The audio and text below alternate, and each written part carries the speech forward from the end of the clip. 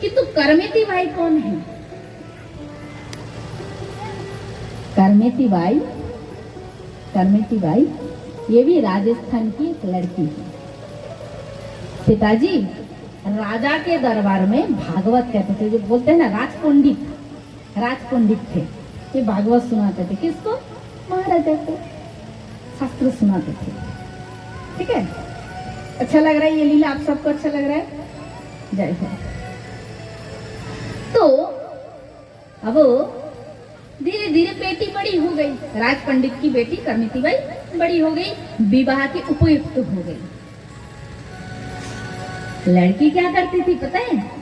Daily Bhagavat कथा होते ना, पिता के हाथ पकड़कर राजा के दरबार में चली जाती थी।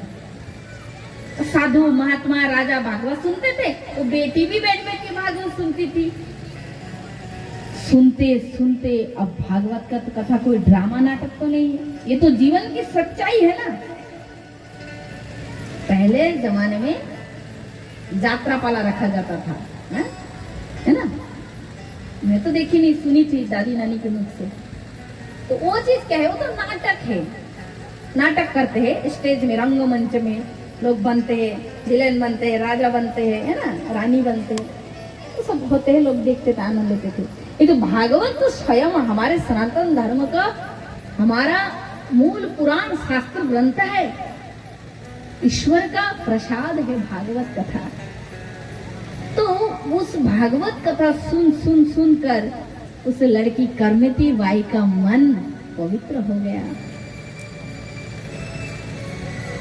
संसार से मन छूट गया।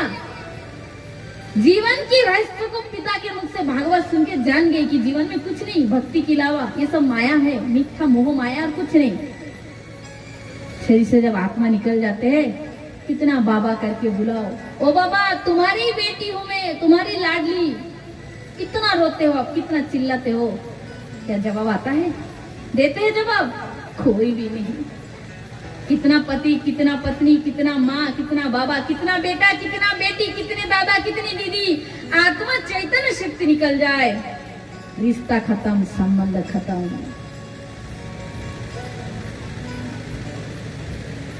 जगत में आदर उसका है, वो देखा नहीं जाता है, किंतु बहुत मूल्यवान वस्तु है। वही है तो दादा गो, सोना गो, नाती गो, हीरा गो, मोती गो, वो निकल रहे हो दादा, कोई गया राधे, जोर से तो बोलो। तो आदर उसका है, दादा को तो यही तो पड़े है, तो क्यों चुम्बन तो नहीं देते हो, हैं? मिठाई तो नहीं खिलाते हो, तो आदर के वस्तु कौन है? वही अंदर के जो चैतन्य शक्ति, श्री कृष्ण अथवा नारायण, जो गोविंदो, वही बैठे, वही दादा है। वही दादा निकल जाने से यही दादा जत्न नहीं, इसको ले जाते सीधा चिता में, स्मशान में।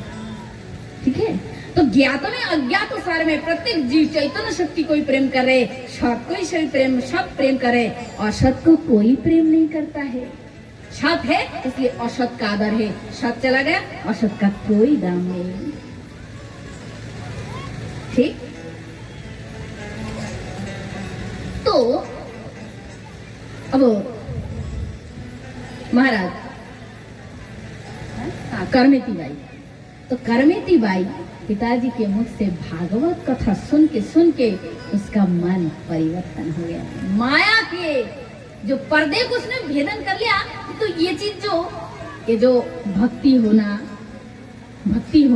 भगवान में आकर्षण हो जाना, ये किंतु दिखावे की वस्तु नहीं कि भगवान में भक्ति हो गए तो मेरा यहाँ से दूसरा सिर निकल आया, कि 4 तो हाथ आ गए, नहीं, ये अंतर की वस्तु है। ये कोई किसी को दिखाया नहीं जा सकता है, किंतु स्वभाव से धीरे धीरे लोग समझ जाते हैं कि इसका मन अब संसार में नहीं है, ये भक्ति में चले गए, पूरा बैरागी हो गया। ठीक, अब पिता को मालूम नहीं, भागवत कथा सुन के बेटी का मन कृष्ण में लग गया है। बाबा ने, पिताजी ने क्या किए? देखा तो लड़की बड़ी हो गई, शादी के लायक हो गई, अच्छा सुंदर खासा परिवार देकर शादी के लिए रिश्ता जो होते ना फाइनल कर दिए, निश्चय कर दिए। अमुक दिन विवाह का तिथि है, डेट है, विवाह होंगे। लड़की ने जब सुनी कि पिताजी ने मेरे विवाह की माने विवाह के लिए वर को चुने, विवाह के लिए उपयुक्त वर निश्चय की है, तो करमिती बाई दुखी हो गई। उसने सोची हाय एक बार इस माया की कीचड़ में, इस दलदल में एक बार पैर रखूंगी ना, ये संसार क्या है? दलदल। ये जो सवाल मई, ये सब दलदल है। वो देखो हंस रही है। हाँ, ये दलदल में एक बार पैर गिर जाए ना, तो दलदल जानते हैं, देखे होंगे कभी आप लोग, देखे हैं? एक बार कोई पैर उसमें गिरते हैं ना, है तो और अटक जाते हैं और फंस जाते हैं, उससे निकलना नहीं होता है। तो ये संसार करमिती बाई ने विचार की, जो माया की दलदल है, एक बार उसमें पैर रखूंगी तो फिर निकलना मुश्किल हो जाएगा। हाँ, कोई भाग्यवान ऐसे महापुरुष संसार में आते हैं जो संसार करते हुए भी भगवान की प्राप्ति करते हैं, बाकी वो करोड़ों में एक, सबसे संभव नहीं। इसलिए करमिती बाई ने निश्चय कर ली कि मुझे शादी विवाह करना ही नहीं है। विवाह करेंगे, पति में मोह हो जाएंगे, फिर बच्चे होंगे, उनमें मोह हो जाएंगे, फिर जिस मन को मैंने भगवान को दिया वो मन धीरे धीरे मेरा संसार में लग के मलिन हो जाएगा। इसलिए करमिती बाई ने क्या की है?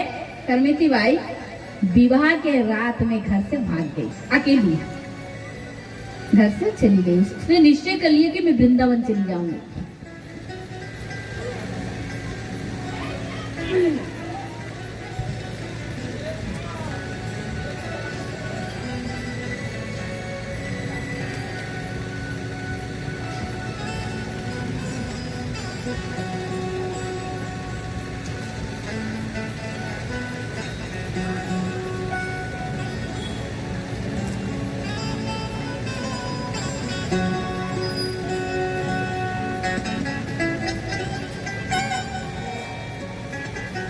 तो करमिती बाई ने निश्चय कर ली कि मुझे जो करना है आज ही रात को ही करना है, क्योंकि इस रात बीत गई तो जीवन का पलड़ा भी बदल जाएगा। आज मैं कुंवारी हूँ, एक रात की मामला है कि एक रात में ही सब बदल जाएगा।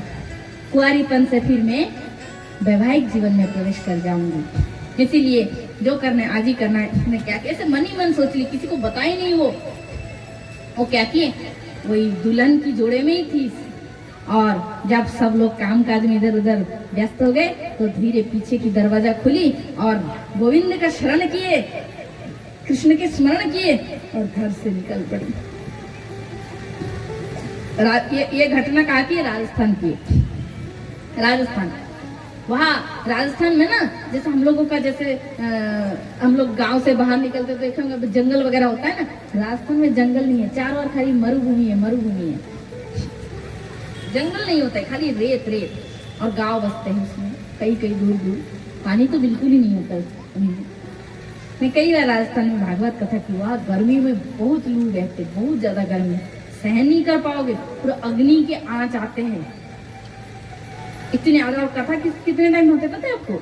समान दिन 1 बजे, 1 से 4, 2, 3, 4, 1 बजे से कथा आरंभ होती है। जैसे जैसे दूसरी, मैं नॉन बेंगली एरिया में कथा करती हूँ तो शाम को 3 बजे से कथा शुरू होते हैं, 3 से 6। हमारे जैसे नाइट प्रोग्राम रहते हैं वहाँ शाम को होते हैं 3 से 6। किंतु राजस्थान में भागवत कथा पूरा दोपहर 1 से होता है। 12 बजे खाना खाओ, सीधे 1 बजे पंडाल पे चलो कथा करो। वहाँ लोग दिन में कथा सुनते हैं राजस्थान के लोग। तो करमिती बाई चल पड़ी। चलते चलते चलते चलते क्या हुआ? उसने देखी कोई छिपने की जगह ही नहीं है। जंगल हो तभी ना पेड़ों के पीछे जाके छिप जाए। पंडित जी के पिता, उन्होंने देखा बेटी तो घर में नहीं है, कहाँ चली गई। पूरे गांव में बात फैल गया, करमिती बाई भाग गई, अकेली कहाँ चली गई। अब राजाओं को खबर किया, राजा को खबर किए। राजा ने क्या किया? राजा के सैनिक को बुलाया। राजा के सैनिक घोड़े पर सवार होकर राजा के सैनिक करमिती बाई को ढूंढने के लिए चल पड़े। रात बीत गए, दिन हो गया। करमिती बाई देख रही है दूर से राजा का सैनिक मुझे पकड़ने आ रहे, किंतु किंतु मैं कहाँ छिपूं? कहीं पे भी वन नहीं है, जंगल ही नहीं है, कहाँ छिपूं? तो क्या हुआ पता है? कोई रेगिस्तान में जो बाली है ना, पूरा बाली भरा रहता है, उसी में एक मरा हुआ ऊंट का खंजर पड़ा था। राजस्थान में उधर खाली ऊंट, हमारे इधर जैसे गाय भैंस दिखाई देते हैं ना, तो राजस्थान में खाली ऊंट ही ऊंट है, वहाँ ऊंट ज्यादा होते हैं। ऊंट उसी एरिया में ज्यादा दिखाई देते हैं। ऊंट के मरा हुआ खंजर पड़ा था, उसके शरीर सड़ गया था, दुर्गंध निकल रहा था बहुत ज्यादा। तो करमेती बाई भगवान की भक्ति करने के लिए कि कहीं मुझे ये सैनिक देख के पकड़ ना ले जाए, 3 दिन और 3 रात तक उस सड़े हुए ऊंट के खंजर के भीतर जाकर छिप के रह गई। अब भक्तमाल पढ़ो, करमेती बाई की लीला आप पढ़ोगे और सुनोगे और आंखों से खाली पानी गिरेगा। 3 दिन सड़े हुए ऊंट के शरीर के अंदर वो 3 दिन तक छिपी रही, खाली कृष्ण के नाम लेकर। और वहां जब सैनिक आए तो ऊंट के सड़े हुए शरीर का इतना दुर्गंध, वो सैनिक वहां टिक ही नहीं पा रहे थे। वहां देखा तो चारों ओर कुछ नहीं, बोले चलो चलो यहाँ से भागो, इतना दुर्गंध है यहाँ का वातावरण, भाग गए। फिर बाद में वो उसने हरिद्वार गई, गंगा स्नान की, अपने गहना जो थी ना वो संतों को दान किया, ब्राह्मणों को। और बाद में फिर वहां से हरिद्वार से वृंदावन हमारा पास है ना, हरिद्वार से वृंदावन पास है, 7-8 घंटे की रास्ता है। तो फिर वहां से फिर हरिद्वार से वृंदावन गई। तो बाद में संतों ने पूछा करमेती बाई से कि इतना दुर्गंध ऊंट के शरीर में आप 3 दिन उसके अंदर कैसे रहे, कैसे टिके? तो करमेती बाई ने क्या जवाब दी मालूम है आपको? करमेती बाई ने कही कि संसार की कामना, वासना, लोभ, लालसा, क्रोध, काम इतने दुर्गंध वस्तु है, इससे मन इतना दुर्गंध होता है कि इस दुर्गंध के सामने सड़ा हुआ ऊंट का दुर्गंध मुझे सुगंध लगी, मुझे सुगंध लगी। बोलो राधे। ये दुर्गंध तो छूट जाता है, किंतु मन के दुर्गंध छूटता नहीं है। और मन जब तक ऐसे दुर्गंधमय हो, मन में कामना, वासना, ईर्ष्या, लालसा, लोभ, ये सब चीजों की दुर्गंध मन में फैले है ना, तो उस दुर्गंध में भगवान आकर बैठ नहीं पाता है। हमारे घर में मेहमान आते हैं तो हम लोग क्या करते हैं? लीप झाड़ के बढ़िया जगह उनको बैठने के लिए आसन देते, बैठो बैठो बैठो। गंदी जगह देते हैं क्या? नहीं। तो ये तो हमारी मेहमान है और जगतपति भगवान है। उस भगवान का बैठने का एक जगह खाली हमारा हृदय मंदिर है, और उस हृदय मंदिर में हमने संसार की तमाम गंदी वस्तु को बिठा रखे हैं। ये शत्रु, ये मित्र, ये अपना, ये पराया, ये अच्छा, ये बुरा, तमाम संसारी वस्तुओं को बिठा रखे। इसलिए उस दुर्गंधमय जगह स्थान पे श्री हरि बैठ नहीं पाते हैं। इसलिए भगवान गीता में बार-बार उपदेश देते हैं कि अपने मन को शुद्ध करो, मन को साफ करो, मन मना भव मद भक्त मज्जाति मंग नमस्कुरु माय वश्य शतंते प्रतिजान प्रिय हसी में भगवत गीता। शुद्ध या शरीर की बात भगवान ने कही है क्या? दिन में 3 बार स्नान करो, हैं? 4 बार डेटॉल लगाया करो, 3 बार स्प्रे करो, कहा? नहीं, यह केवल मन की शुद्धिकरण की बात कही। क्योंकि जो भगवान चिन्मय वस्तु है वो मन पे बैठता है, और मन गंदा हो तो भगवान बैठे नहीं पाते हैं। इसीलिए सत्संग द्वारा, हरि कथा, हरि कृष्ण कथा, कीर्तन, नाम, ये सब के द्वारा मन को शुद्ध करो। जिस दिन तुम्हारा मन शुद्ध हो जाएगा, शुद्ध मन का परिचय क्या है? अपने मन में काम, क्रोध, लोभ है, खुद ही अनुभव होता है कि मन में ये सब गंदे चीज है। अब मन शुद्ध हो गया, कैसे फील करोगे, कैसा पता चलेगा? जिस दिन से कथा में बैठोगे तो कृष्ण कथा, कृष्ण नाम सुनते ही झरझर करके अश्रु की धारा बहने लगेंगे, और लगेंगे कि यही जीवन के सब कुछ है, इसके बिना जीवन का कोई महत्व ही नहीं है। खाना पीना, साज सवार सभी माया मिथ्या है, ये तो खाली आवश्यक वस्तु है जीवन के लिए, किंतु उन्हीं का नाम, उन्हीं की कथा, उन्हीं की भक्ति सब कुछ है। और उन्हीं के नाम, उन्हीं की कथा में इतनी माने निष्ठा, जिसे कहते आसक्ति हो जाएंगे कि जहां हो जाएंगे ना कथा नाम, वही मन दौड़ के चला जाएगा, उसी प्रेम रस पे बहता रहेगा। लोग, दुनिया, लोग क्या कह रहे, क्या समझ रहे, कोई परवाह नहीं लगेगा, उसी रस में तुम डूबते बहते जाओगे, तो समझ लेना मेरा मन शुद्ध हो गया। इस मन मंदिर पे केवल गोविंद का लीला चल रहा है, श्री कृष्ण की लीला चल रही है।